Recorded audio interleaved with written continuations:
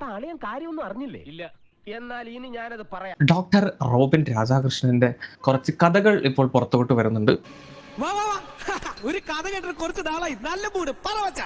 പുള്ളി കുറെ ആളുകളുടെ കയ്യിൽ നിന്ന് പൈസ മേടിച്ചു, തിരിച്ചു കൊടുക്കുന്നില്ല. നാട് മുഴുവൻ നിരങ്ങി നാട്ടുകാരെ മുഴുവൻ പറ്റിച്ചു നടക്കുന്ന ചില അലവലാദികളുണ്ട്.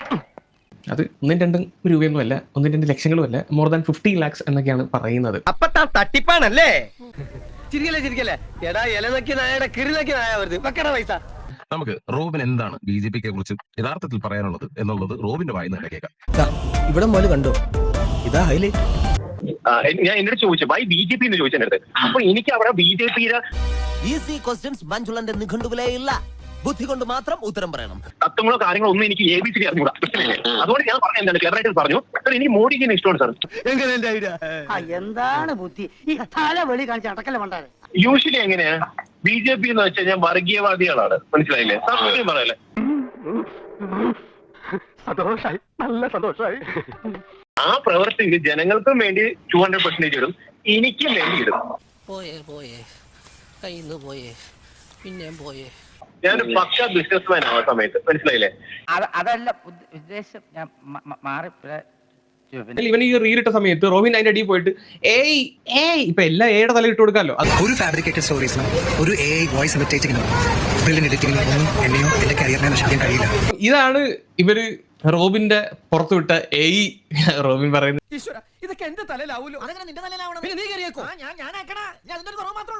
വോയിസ് ഇത് എയും തേങ്ങയൊന്നും അല്ല, ഇത് റോബിന്റെ ഒറിജിനൽ സാധനം തന്നെയാണ്. AI ചാരി രക്ഷപ്പെടാൻ പറ്റുമെന്ന് തോന്നുന്നില്ല.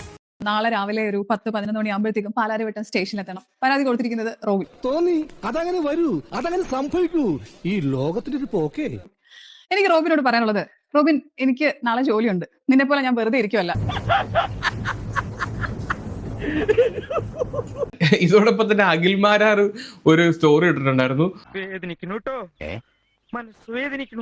ബ്രോ 10 ലക്ഷം തന്നാൽ ഒരു ആഴ്ച കഴിഞ്ഞ് 11 ലക്ഷം തിരിച്ചു തരാം. 50 രൂപ വെച്ച് ലാഭം കിട്ടുമോ? 50 രൂപ. അപ്പൊ തട്ടിപ്പന്റെ പരിപാടി ഇന്ത്യ പ്രൈവറ്റ് ലിമിറ്റഡ് കൊള്ളാം. ിരുന്നെങ്കിൽ ഞാനും പാലാരിവട്ടം സ്റ്റേഷനിൽ പോകേണ്ടി വന്നേനെ. എന്താ ഉറക്കം വരുന്നു.